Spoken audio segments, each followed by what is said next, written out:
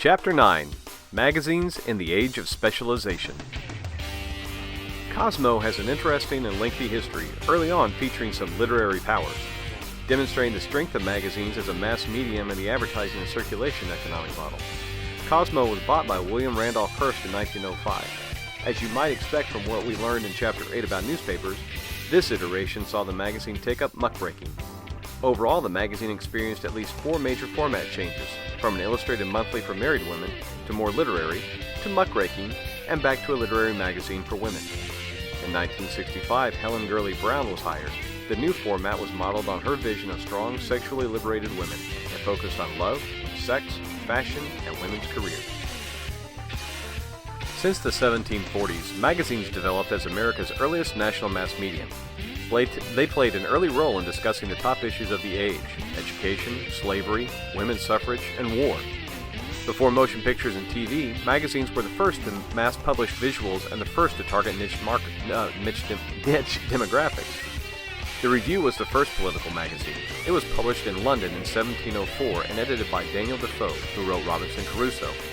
Defoe was an English journalist, poet, novelist, spy, and merchant. He was bankrupt 4 times, placed in the pillory for sedition, and credited with inventing the modern novel. Like today's magazines, the purpose of the Review was to influence readers' beliefs and opinions while also being entertaining. Other magazines from this time included the Tatler, Spectator, and Gentleman's Magazine. In 1731, Gentleman's was the first to use the term magazine. Magazines are published less frequently than newspapers. The research is more thorough and in-depth, and written in a more literary style. Whereas newspapers tend to be local or regional, magazines have a more national or international appeal. Of course, this isn't always the case, but it is the norm. When magazines were first developed, they differed from newspapers as they attracted some of the best writers and authors. They served the public interest, but the model was market-based and designed to make money, at first through subscriptions and later by lots of advertising. So they had to be more controversial and opinionated to attract readers. Because they were written for a more affluent crowd, magazines saw slow development. There was a lack of substantial middle class, low literacy, and no advanced printing technology. Like newspapers, magazines served political parties, the literate, and business owners. The first colonial magazines came in 1741 in Philadelphia, about 50 years after the first newspaper. American Magazine was one of the first and was published by Andrew Bradford. That same year, Ben Franklin's General Magazine and Historical Chronicle came out. Bradford's lasted just 3 monthly issues because of circulation barriers. Remember, there was not yet a reliable postal service or delivery. Franklin's lasted a little longer at 6 months, but the model was catchy. More and more popped up primarily by reprinting articles from London periodicals, and by 1776, about 100 magazines had developed and dissolved in America. Still, the growth of the magazine industry was slow after the American Revolution because of the high cost of delivery and because of circulation problems. Some postal carriers didn't want to deliver them because they were heavier than regular mail. In 1800, 12 magazines were in operation. By 1825, that number had grown almost tenfold to 100. About another 500 failed between that time, but most communities had their own weekly magazine by 1825. Most of the content was reprinted from other sources, like newspapers, but it contained local issues, government issues, politics, mostly in a longer, more in-depth essay format. Specialized magazines emerged in the late 19th century, or the late 1800s, with faith-based magazines boasting the highest circulation.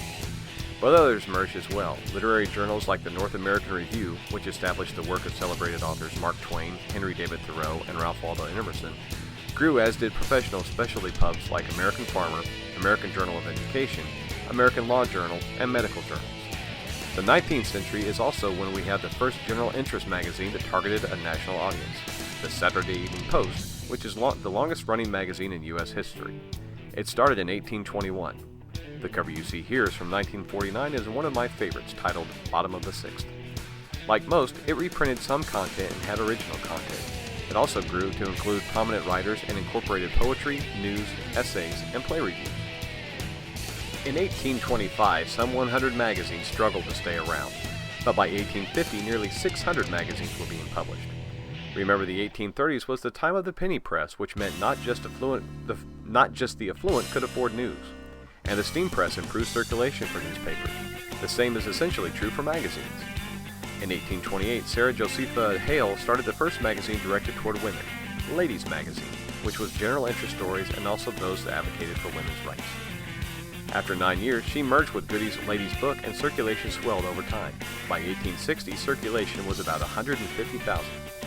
Not only was it one of the nation's highest circulating at the time, its articles helped inform and educate lower and middle class women. Another important development in the mid-19th century was illustrations. By the mid-1850s, drawings, engravings, and woodcuts were used to illustrate magazines. Newspapers relied on the same technology before halftone came around. The Postal Act of 1879 is credited with the surge in magazine titles because it lowered the postal rates for magazines, putting them on equal footing with newspapers. By 1905, more than 6,000 magazines were in production. Production also continued to be streamlined as faster presses and new mass production techniques in printing, conveyor systems, and assembly lines drove down production costs, and thus magazine costs went down. This made magazines more accessible to lower classes, which increased circulation, which made magazines more attractive to advertisers. See how all that works together? Also, because magazines were now being distributed on a broader scale, advertisers were able to reach into the national marketplace. Whereas newspapers were more local, magazines became more national. Publishers reaching out nationwide, outside of local markets, which gave magazines a broader sense, really gave advertisers some place to go. One of those magazines, Ladies' Home Journal, which was started in 1883 by Cyrus Curtis, became the first magazine to reach 1 million subscribers. It went from 500,000 circulation in the 1890s to 1 million in 1903. Ladies' Home Journal printed homemaking tips, then expanded to include fiction and sheet music, and then people started looking to them for the latest consumer ads. By this point, circulation was going through the roof, and content started to evolve. Like the penny press, where the content became more sensationalized, magazines started to get more investigative.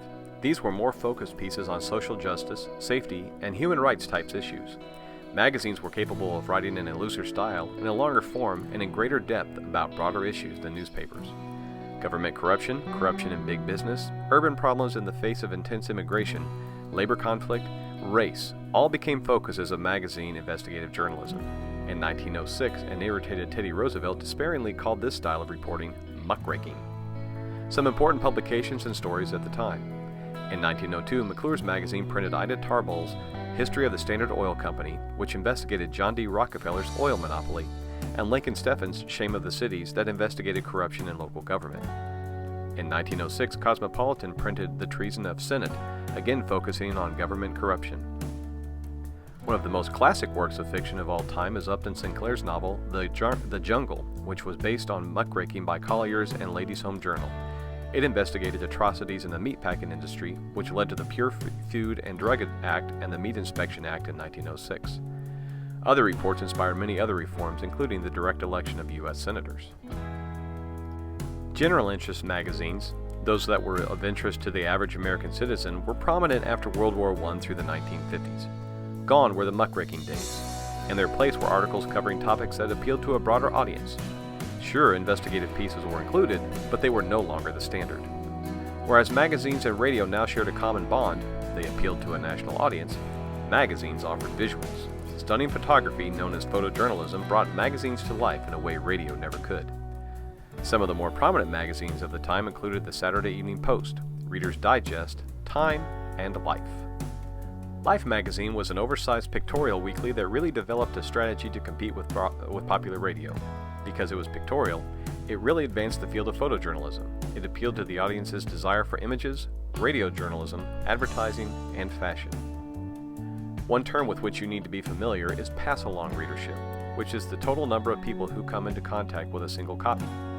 How popular was Life? By the end of the 1930s, it had a pass-along readership of more than 17 million, which rivaled the ratings of popular national radio programs. However, the love affair of general interest magazines could not last. By the late 1950s, the balloon was beginning to fall. As you are aware, consumers are fickle, and their tastes change. Thus, it became more and more difficult to provide content in which audiences were interested.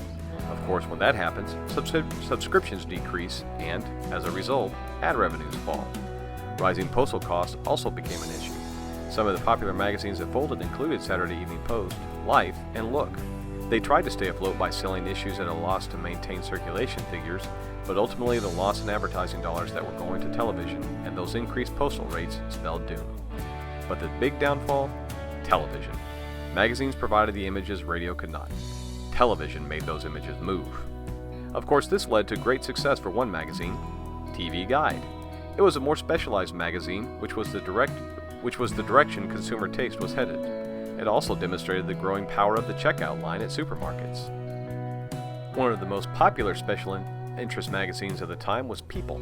It launched in 1974 with a feature on pop culture, music, entertainment, and celebrities.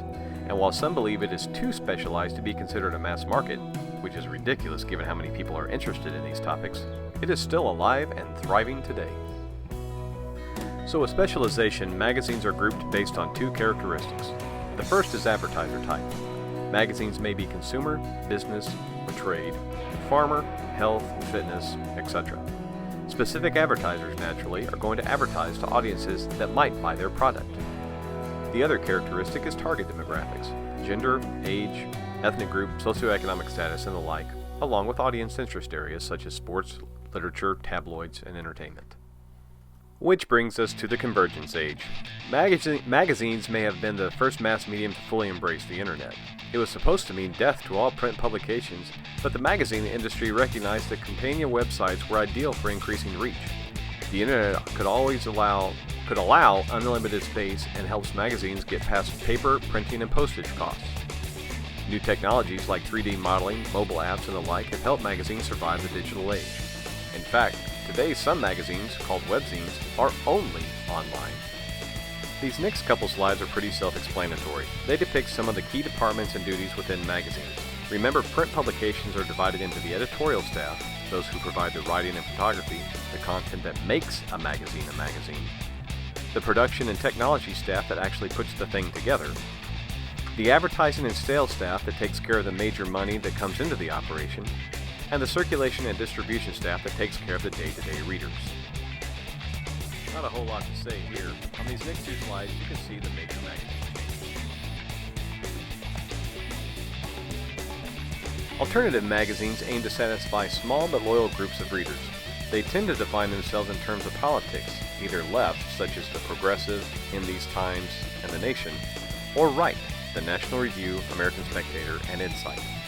But what really constitutes an alternative magazine is any magazine that is considered out of the mainstream, from environmental magazines to alternative lifestyles to alternative music.